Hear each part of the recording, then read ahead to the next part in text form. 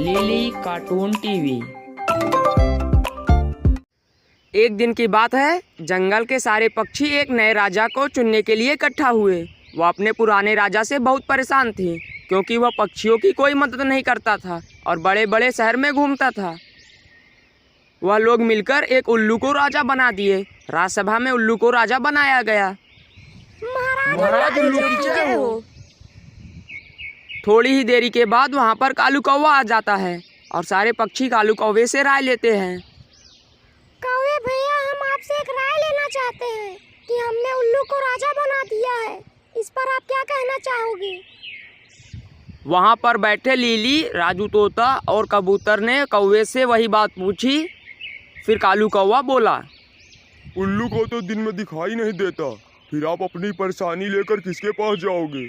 हमें ऐसा राजा चाहिए जो हमारी परेशानी समझ सके और हमारा साथ दे। कौवे की यह बात वहाँ पर खड़े सभी पक्षी सुन रहे थे और आपस में एक दूसरे से बात कर रहे थे। फिर तोता बोला, कालू कौवा ठीक कह रहा है, हम लोगों ने गलत फैसला किया। हाँ राजू भैया, आप ठीक ही कह रहे हो। अभी देर नहीं हुई है, हमारे पास अभी भी समय है। वहाँ खड़े सभी पक्षी कौवे की बात से सहमत थे। कौवे भैया, आपने सही ही कहा। हमें अपना राजा उसे चुनना चाहिए जो हमें हमारी परेशानियों में मदद कर सके, ना कि सिर्फ सोता रहे। हम अपना राजा आपको चुनते हैं। कौवा बहुत समझदार था, उसने अपने फैसला सुनाया। सुनो सुनो, सभी मेरी तरफ देखो, मेरी एक बात सुनो। सभी कौवे की तरफ देखने लगे। मेरी एक राय है कि राजू को राजा बना दिया जाए। वहाँ पर खड़े सारे पक्षी कालू की तरफ देखने लगे और राजू हैरान था। कालू कौवे ने मेरा नाम क्यों लिया? कालू भैया, हमें आपका सुझाव अच्छा लगा। अगर राजू तोता हमारा राजा बनेगा तो हम बहुत खुशी रहेंगे।